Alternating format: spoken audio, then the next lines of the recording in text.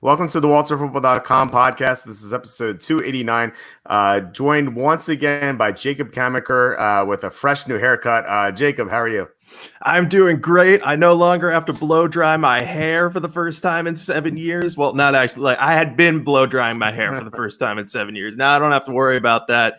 I'm rocking a sweet new Hawaiian shirt in honor of Andy Reid signing a franchise quarterback. I've got the hairdo now. I'm like refreshed and ready to go. I've got all this new energy, and I'm ready for the playoffs, man.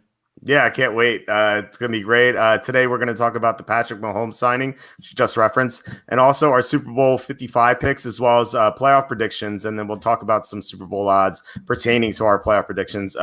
Before we begin, I should say, please hit subscribe if you're watching on YouTube. Hit the notification bell, like button, but subscribing is the most important thing. So that'd be great if you do that, or send this link out to anyone who might like football.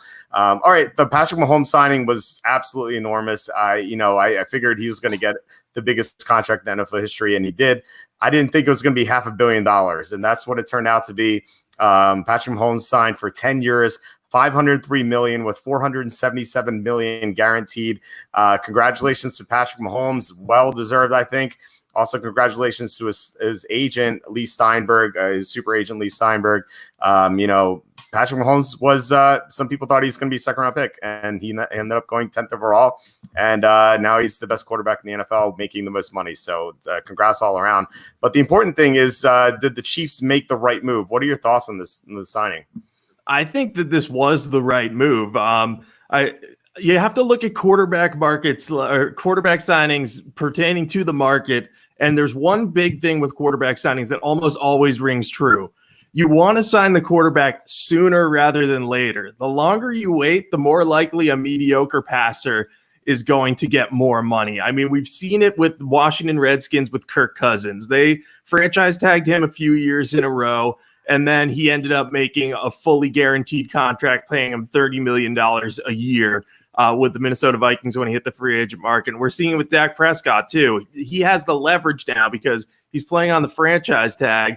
And he can just say, someone will pay me this $30 million plus in free agency to get my services if you have to compete on the free market. So you have to pay a premium for me. But there are two big points on the Patrick Mahomes signing. One, the Chiefs got this extension done as early as possible. So even though the numbers are massive, 5 years from now, we might look back on this and say, wow, the Chiefs have Patrick Mahomes signed for only, $250 million moving forward. And that might look like a bargain. I know that sounds hard to believe, but, say Dak Prescott gets like $38 to $40 million on his next contract annually. That's going to make the Patrick Mahomes deal look a heck of a lot better because Patrick Mahomes is clearly the best quarterback in the league. He's just 24. He only has, I think, 36 total starts, including the playoffs under his belt. So he should only get better, which is unbelievable to think about given that he just won a Super Bowl and has the most arm talent of any quarterback in the league. So I think the Chiefs did well to lock him up long-term now, and they didn't get themselves into a situation where, Patrick Mahomes is about to hit free agency and they, have to really, really pay up for his services. I think this is a good compromise of like, we're definitely going to make you the highest paid player in the league and in league history because you deserve it, but we're also not going to, like, as crazy as this sounds, we're not going to give you an absolutely absurd amount of money because I think we're going to see other quarterbacks not quite come close to this top level money that Mahomes is getting, but they're going to get close enough that it's going to seem like a bargain comparatively. Yeah, I think for the rest of the league, for the 31 teams, especially the teams in the AFC West, like Mahomes has to be terrifying, really, because 36 starts, 2 years as a starter. He's the best quarterback in the NFL right now, and I'm not sure it's close. And 30, as you said, 36 starts. Like, what's he going to be like at 72 starts? Once he has more experience, he knows more of defenses. He knows more of the personnel. Like, it's just amazing how great he is, and he has the potential to be the best quarterback of all time. He has that trajectory. Wouldn't surprise me if he wins 5 Super Bowls, 6 Super Bowls, something like that. I think the only risk the Chiefs are taking is, what if he gets hurt? What if he gets banged up, kind of like Cam Newton? He gets a lot of injuries or suffers a devastating injury, maybe like a back injury of sorts, like Matthew Stafford has now. So that there is some downside here, but I think if they didn't re-sign him, they would suffer the risk of losing him, and that would be even worse because, as I said, he's the best quarterback in the NFL right now. Maybe eventually will be the best ever, and losing someone like that would just be horrifying. Like, you can't do that.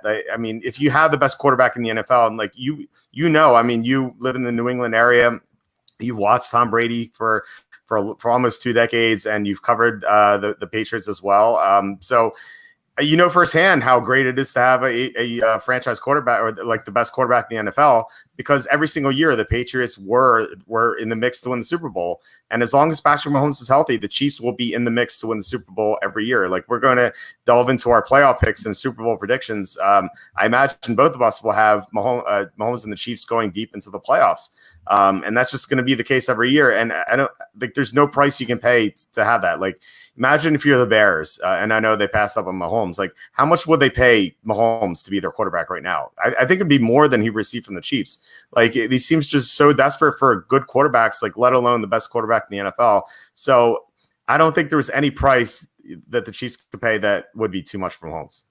Yeah, and you brought up the only risk being potential injury. And like, to that point, like, yeah, sure, it would hurt the team if Patrick Mahomes suffered a massive injury and they had to pay him long term. But the fact of the matter is, like you said, it hurts them more to lose him in free agency or something like that. And if Patrick Mahomes were to get hurt, even if they didn't pay him this much money, were they going to be that competitive anyway? Probably not. So you're just talking about, yeah, if he was to get hurt, it would be long-term, not a great thing for the organization. But I think you have to take that risk. He's just so talented. So props to the Chiefs for getting this done.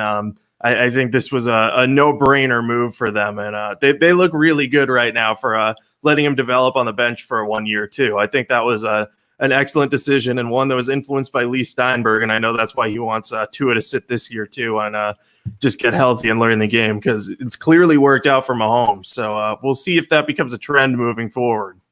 Yeah, it probably should. I think it really depends on how good your offensive line is. That's a factor as well. And Mahomes, when he entered the NFL, like he even admitted it when I spoke to him ahead of the draft. He said that he was working on a lot of like the pro style stuff and like taking snaps on their center, which he didn't really do at Texas Tech. So he wasn't like a finished product coming into the NFL, and that's why the Bears didn't take him at 3 or 2.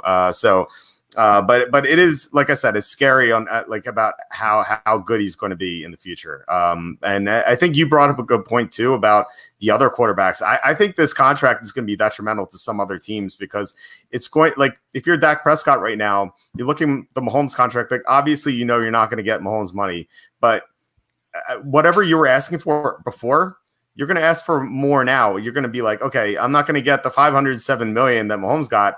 Maybe I can get $250 million or $300 million. Like, and that's like ridiculous. Like, you can't give Dak Prescott that sort of money. So there might be an impasse of sorts there. But some teams might cave to it. What if the Cowboys are desperate? What if Jerry Jones is desperate and he's afraid he's gonna, he's obviously doesn't have. He's like in it to win it now, and like if he lets Dak Prescott get away, he doesn't have an alternative, so he might overpay Prescott. I could see several teams falling into that trap and just really having terrible contracts. Yeah, that's what I'm going to be watching moving forward, is how negotiations with specifically Dak Prescott go, because I think the Cowboys are in a weird position where, like you said, they don't have an alternative to him, so he has all the leverage. And I thought that Prescott was probably going to reset the quarterback market if he got an extension, just because of how the Cowboys seem to value him. I wouldn't pay him that much, but I think the Cowboys were going to. But now Prescott could conceivably demand $40 million a year and be like, I'm $5 million worse than Patrick Mahomes. And like, he could probably make that argument. I wouldn't agree with it, but if you set the number high, the negotiations are going to be in that like 35, 40 million range. So I think the Cowboys are particularly going to handcuff themselves if they extend Prescott, because they'll have so many resources sunk into offense that their defense will be hard to improve. Yeah, I wonder what some of the other quarterbacks are going to get, like Deshaun Watson, who's I think a top 5 quarterback in the NFL. Like, what is he going to get? Someone on my Facebook wall joked that he would get the Bill O'Brien would give him a 10-year fully guaranteed $720 million contract with an 11th year player option. Which you can't put past Bill O'Brien for doing that. I wonder how much Bill O'Brien would pay him. His contract coming up, Russell Wilson's next contract. These numbers are going to be massive, and with Watson and Wilson, they're probably going to deserve the money they get. But then you have the Prescotts of the world, and quarterbacks like Kirk Cousins. He's going to be up in a few years as well. And some of the young quarterbacks too.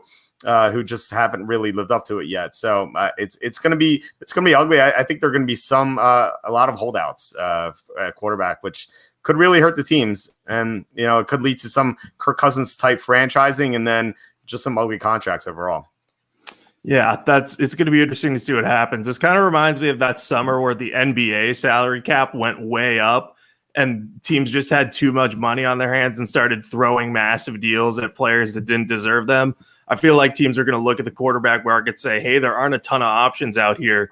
We got to retain what we have if they have like a solid quarterback, and they're going to overpay them. So we'll see what ends up happening there for sure.